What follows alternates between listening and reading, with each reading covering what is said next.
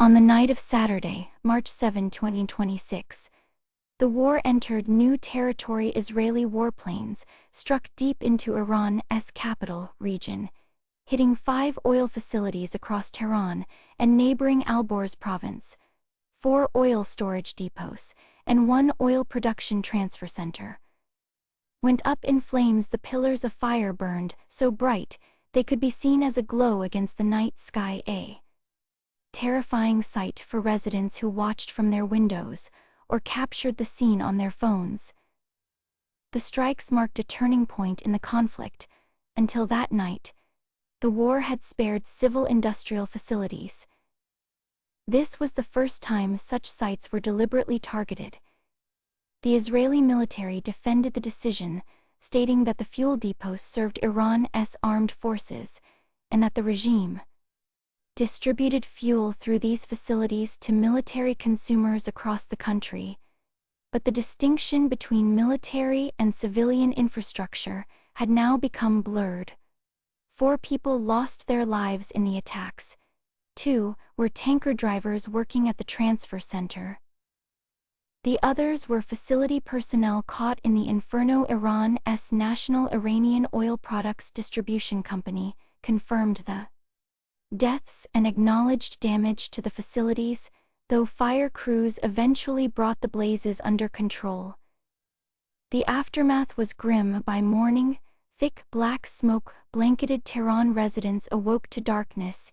Even as the sun rose, the strangest thing happened next. Rain began to fall. But this was not ordinary rain. The clouds had absorbed particles from the burning oil, and what came down was saturated with it. People reported black droplets streaking through the air coating surfaces with an oily residue.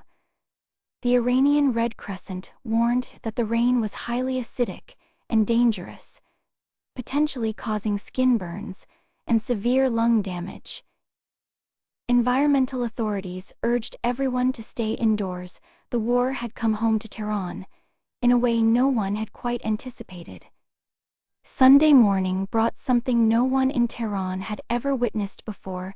As residents woke and looked outside, they saw thick black clouds hanging over a city of nearly 10 million people. The sky remained dark even as the sun climbed higher. Then the rain began to fall. CNN correspondent Frederick Platjen was on the ground in Tehran that morning. What he observed was unlike anything captured in recent conflict. Reporting the rainwater itself had turned black. It was saturated with oil. You could see it pooling on surfaces, coating everything in a dark, slick residue. This was not normal precipitation. The clouds had absorbed the smoke and particulates from burning oil facilities, and now they were releasing that contamination back onto the city. Below, residents described the smell of burning lingering in the air. The combination of smoke and oil-filled rain created a suffocating atmosphere. People who stepped outside reported feeling it immediately. The rain left dark streaks on buildings, cars, and streets. It coated windows and turned puddles into pools of black liquid. Iranian environmental authorities quickly urged everyone to remain indoors. They warned of respiratory problems and other health consequences from breathing the contaminated air. The Iranian Red Crescent issued a stark statement explaining that the oil depot explosions had released significant quantities of toxic hydrocarbon compounds, along with sulfur and nitrogen oxides, into the atmosphere. When that mixture combined with moisture in the clouds, the resulting rain became extremely dangerous. It was highly acidic, they warned. It could cause skin burns and severe lung damage. This was rain that could hurt you, rain that left marks, rain that carried the evidence of destruction from the night before. For the people of Tehran, Sunday morning revealed a new kind of warfare aftermath. The strikes were over, but their effects were now falling from the sky. The Iranian Red Crescent moved quickly to warn residents about what they were actually breathing in. The explosions had released significant quantities of toxic hydrocarbon compounds into the air, along with sulfur and nitrogen oxides. These are not just scientific terms on a page, they represent a genuine threat to anyone living under those black clouds when you combine these chemicals with moisture. In the atmosphere, the result is rain that is extremely dangerous and highly acidic. This is where the situation becomes truly frightening for families across Tehran.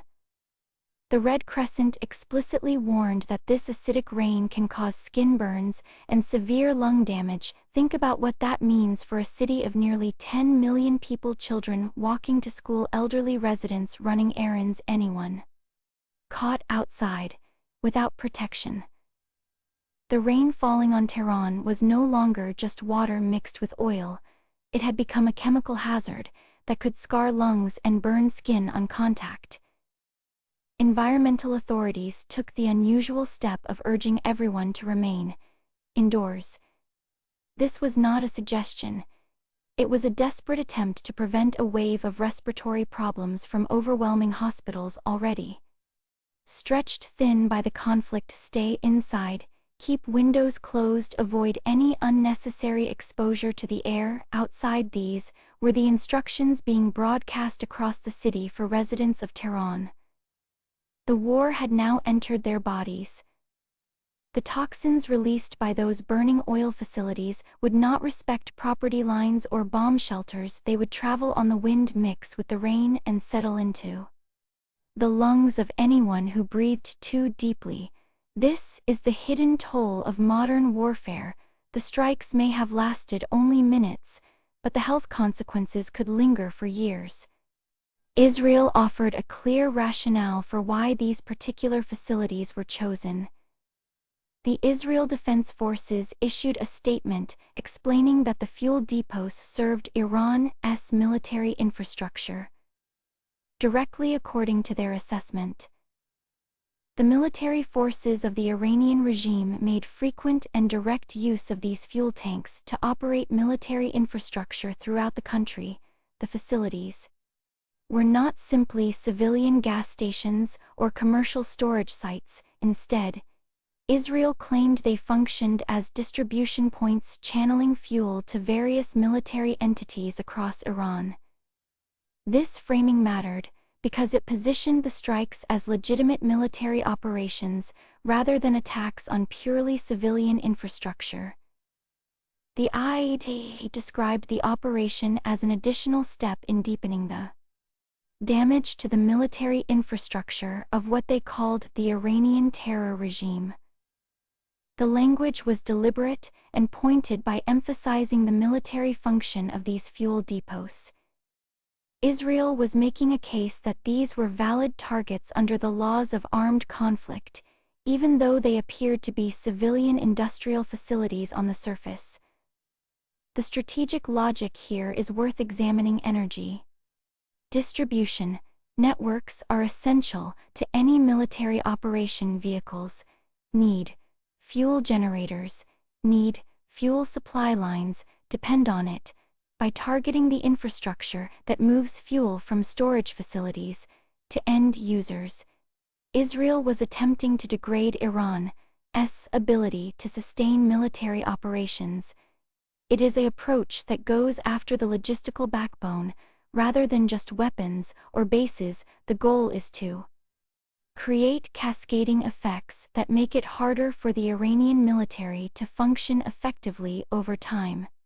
This strike represented an expansion of Israel's targeting philosophy in the conflict, moving beyond direct military assets to include the support systems that enable those assets to operate.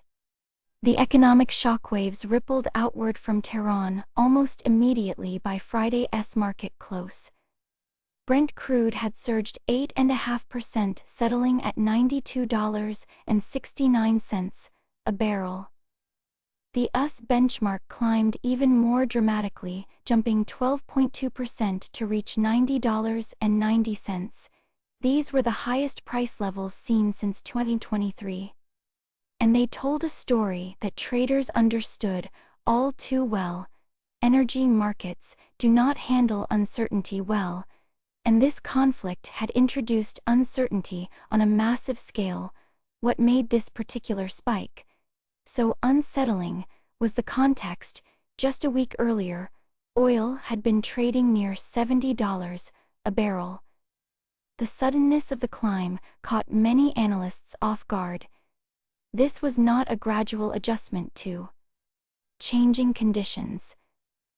This was a market reacting to the realization that a major oil-producing region had become an active war zone.